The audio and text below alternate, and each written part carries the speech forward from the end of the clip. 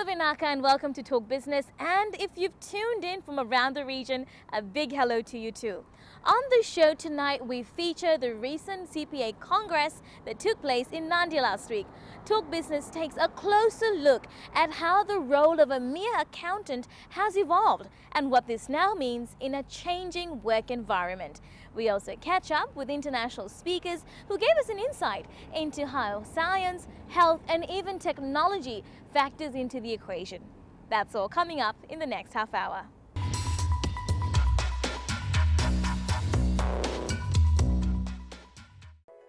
Albert Newgarden once said accountants are perpetually fighting their shiny pants, green eye shades, number cruncher image. That's because these bean counters have always been known for exactly that. But in our interconnected world, this trend is now fast changing. Are accountants merely just bookkeepers? The growth of global business and emergence of new sectors, such as e-commerce, has led to complex transactions being undertaken. This in turn has unearthed problems of subjectivity and inconsistency in the application of traditional accounting techniques. Due to changes in social and economic activity, accounting has been exposed to criticism for failing to be more responsive and adaptable, especially so as the profession continues to evolve on the international scene. A range of experts in the profession shared some interesting insights in the changing role of accountants at the recent CPA Congress in Nandi last week. So while accountants are needed to translate the complexities of finance into summary numbers that the public can understand, it's the people behind the digits that make all the difference. Nobody buys from monoliths. And what I mean by that is that nobody buys from Vodafone. Nobody does business with Westpac. What we do is we do business with the people within those monoliths. If you need to envelop change, if you want to implement a new initiative into your organisation, the more you can encapsulate ownership from within your people, the greater propensity there is for it to succeed. For instance, it's easy to think of anyone who's a parent. Everyone wants their own children to succeed. Once you've created something, you have a vested interest and you want it to succeed. And so within an organisational forum, bring your staff and your employees in. Although you may not be able to allow them to help you with the overall strategy, you can help them develop the plans and the action steps to implement that strategy. And so the more that they co-create your action steps, the more that they've been involved in creating it, then you don't have to sell it because they already own it, it's theirs. And so they have a vested interest to see it succeed. And so you're no longer needing to motivate people to do something, they're self-motivated. The motivation is intrinsic because they love it, they helped co-create it. I think that we just need to be a little bit more understanding of relationships and bring greater meaning to the interpersonal connection and stop treating people as another part of your manufacturing plant and understand that the value that they bring. And the more that you do that, the greater asset they become to your business. I mean, for my mind, I'd love to see the day where as accountants we actually have people as part of the balance sheet. Accounting is the language of business and by extension, the language of all things financial. But like most things, there's that odd apple in the sack that sometimes gives the sector a bad name. It's an image though. Those that hold the profession in high esteem are striving to change. When the CEO asked their accountant, what is 1 + 1? And the accountant said, what would you like it to be? So we've moved from that with the standardisation of the globalisation of standards, which Fiji has adopted, the IFRS system. But I think now that the traditional role of the accountant in terms of the evolution has forced them to think outside the box, has forced them to do what Monty said. Your accounting is up there, it's not on your laptop. Your laptop's just a connection to where your accounting is, because information and time has become critically important. Although identification, measurement, and communication still remain as core activities of the accounting process, the methods of doing them have significantly changed. What was once considered to be acceptable in the past may not be suitable for today as its environment has changed. However, the demand for changes usually comes from the environment rather than the accounting profession itself. I think there's this perception in a lot of areas in regards to accountants and what they actually deliver.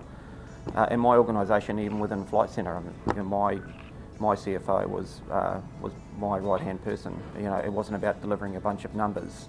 It was about telling me what those numbers meant. It told me what I could do with those numbers and where I'm going in the future. So it wasn't just up to me and other people to come up with strategies.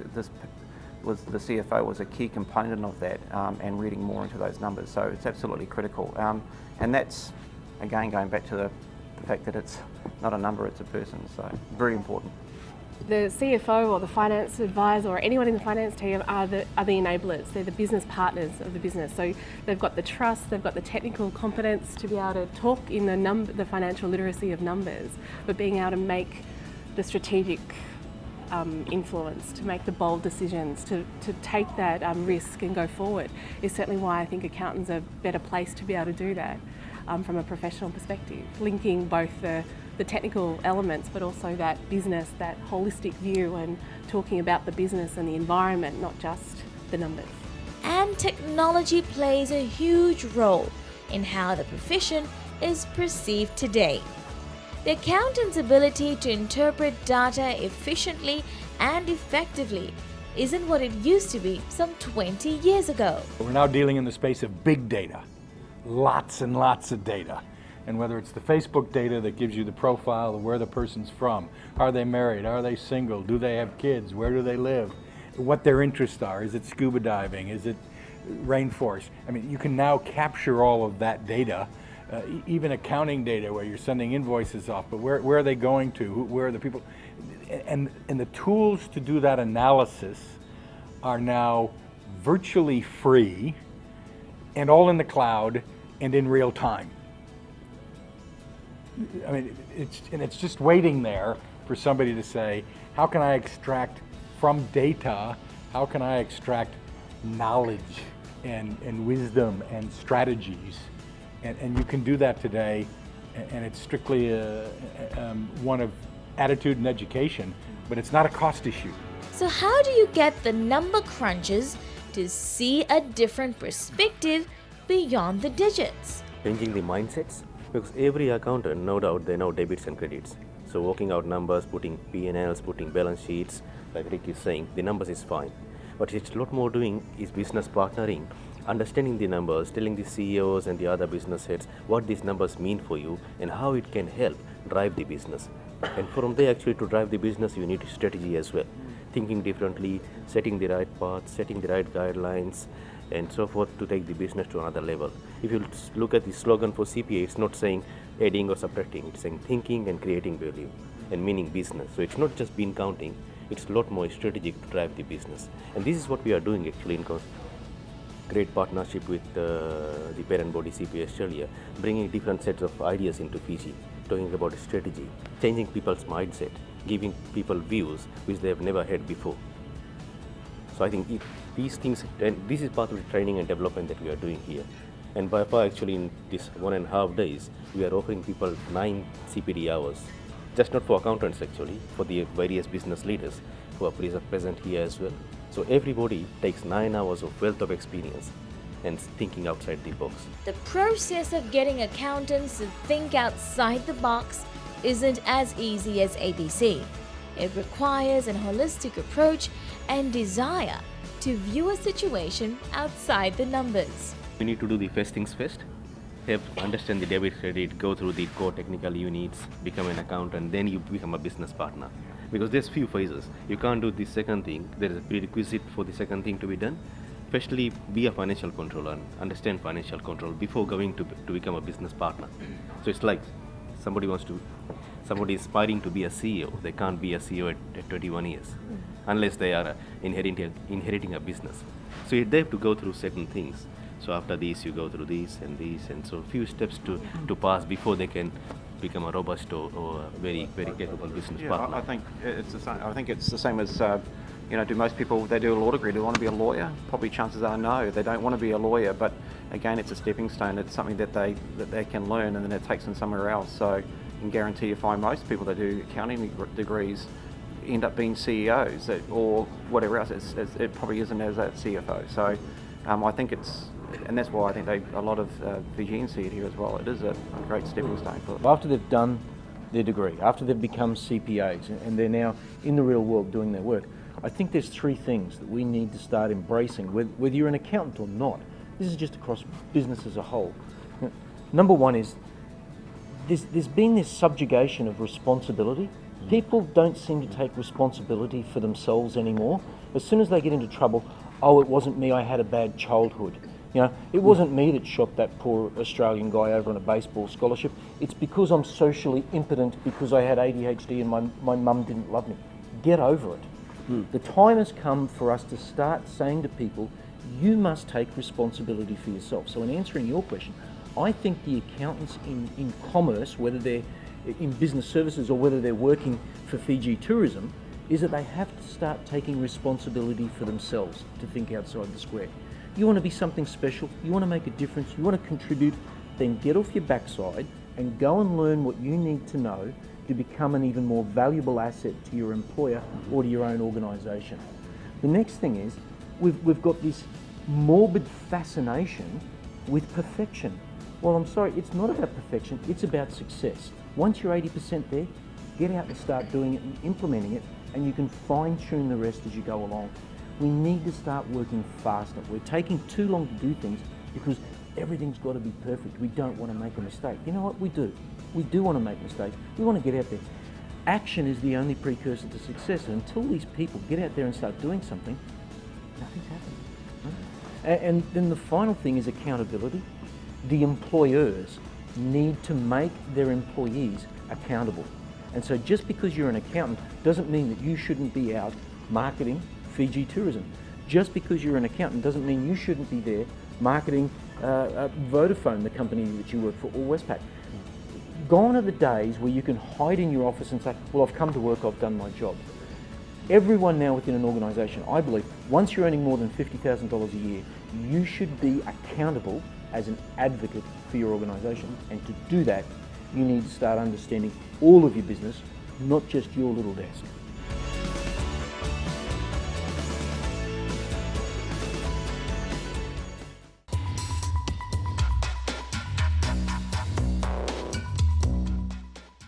Technology has often played a huge role in making the accountant's job just a little easier. Long gone are the days of the abacus and even the manual paperwork and bookkeeping. Today, with technology, the accountant's ability to analyze statistical values has greatly eased, so much so that the accountant has become a corporation's most trusted business advisor. All thanks to the invention of the computer and software technology that now allows for electronic data processing, changing the industry completely. With the electronic spreadsheet, an accountant can now perform statistical accounting or forecasting analysis with greater efficiency. But here's the deal with technology. It keeps changing. And now even the electronic spreadsheet enabled by a computer has been taken up a few notches. Enter cloud accounting. And as the name suggests, it's a lot higher up in the sky than you think. Cloud computing relies on sharing computer resources rather than having local servers or personal devices to handle applications. In cloud computing, the word cloud is used as a metaphor for the internet. So the phrase cloud computing means a type of internet-based computing.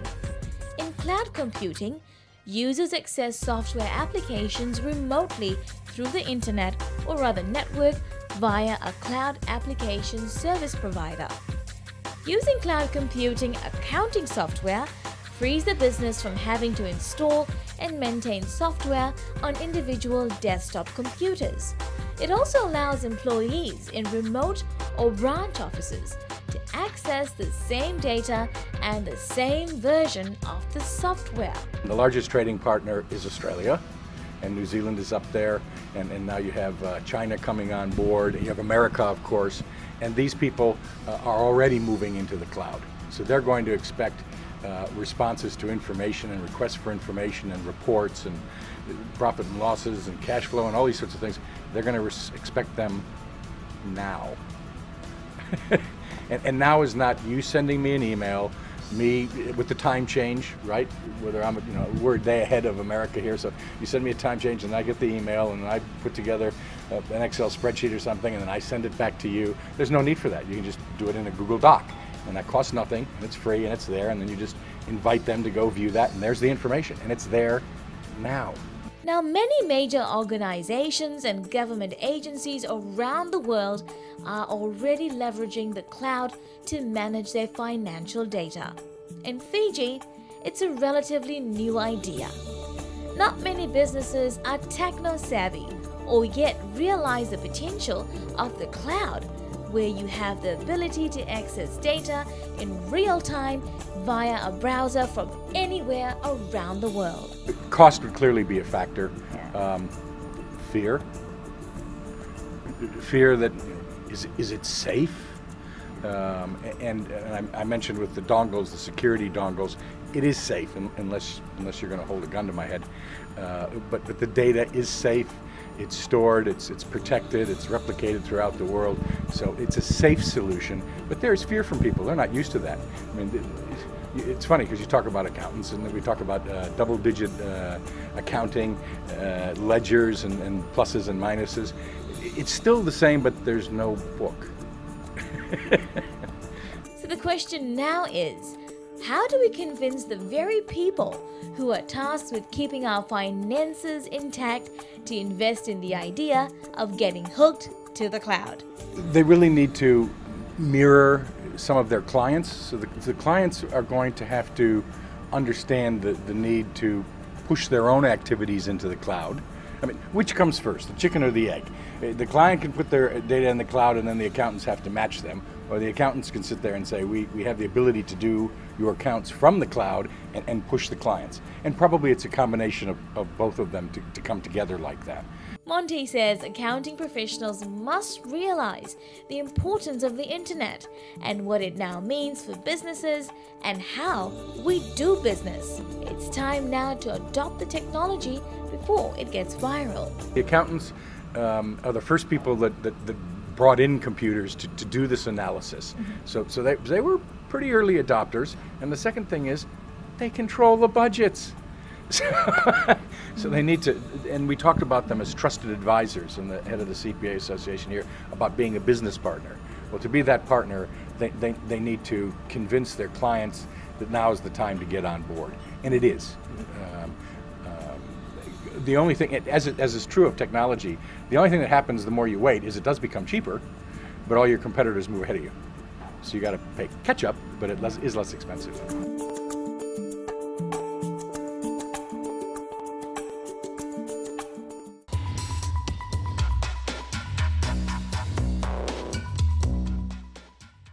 There's also the dark side to number crunching. Just like most, if not all professions, there will also be the select few that don't comply with international standards that provide credibility to their line of work. Accountants are no different. But the CPA Fiji branch ensures that the local accounting profession strives to conform to practices and norms internationally accepted and recognized. It's a notion that even the Prime Minister encouraged the profession to aspire to, especially when a code of conduct would be enforced on the public sector. I appeal to the business community to match the government's commitment to higher standards of propriety and accountability. For the first time, our new constitution establishes an Accountability and Transparency Commission that will cover all public office holders. They'll also be subjected to a new code of conduct, and we will be ruthless in enforcing it. We want that same transparency and accountability in the private sector. that means an end to the shady deal, the nod and a wink, and you scratch my back and I'll scratch yours mentality that has long been a feature of too much of Fijian commercial life. Ladies and gentlemen, we must stop these practices. And that's where regulation comes in. Government has in the recent past floated the idea for the establishment of an independent body to regulate the profession. While accountants have their own ethics and code of conduct in place, the government feels an autonomous forum would lift the standards of the profession even further. The government is on record for saying that there needs to be such a forum where complaints by clients regarding the accountants should be put in place. It is something I think that needs to be looked at. There is a commitment to that, but I suppose we've been very busy focused on the other areas. But we do get a lot of people making queries regarding that. But those leading the profession feels a duplication of administrative and monitoring duties isn't what accountants need. From an accounting profession perspective, we are already accountable. We have a code of conduct and ethics to abide by. So irrespective of what the rules and regulations or policies are, it's just another policy, but we have a governing code of conduct and ethics that we abide by. So it doesn't really matter to us what the policies or the commissions is, or what types of commissions are created or set up. We already have a code of conduct and governance and ethics policies to comply and abide by. So you would welcome this? I mean, do you think it's time? Do you think that there is a need for it? No, I wouldn't say there's a need for it, but it's another policy that we have to welcome, because there's no reasons to say no to it otherwise. I wouldn't say we need it, but if it's coming in, we'll just welcome it. As a consumer, as a public, as the people with the money to spend, if the organisation that I'm doing business with doesn't do the right thing, makes mistakes that are egregious, then I'll show my public opinion by no longer giving them the dollars. I think putting in place another bureaucratic process of administration, all that does is increase the red tape, increase bureaucracy, and makes things harder, where people become so afraid of making the good people become so afraid of making mistakes that they remain dull and boring. Cut the red tape. Let's not set up another commission. Let's not set another council that's going to be, the police. The police should be public opinion who speak their minds with their dollars, and self-accountability, public opinion. CPA code of conduct as well.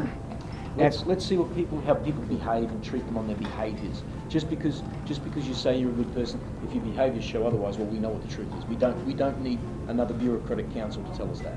And now, with elections earmarked for next year, even accountants have a special role. One that will require them to move away simply from number crunching and assist towards the democratic process. Accountants and various other professions in Fiji need to provide that intellectual input into the whole public discussions in the lead up to the elections, and independent input.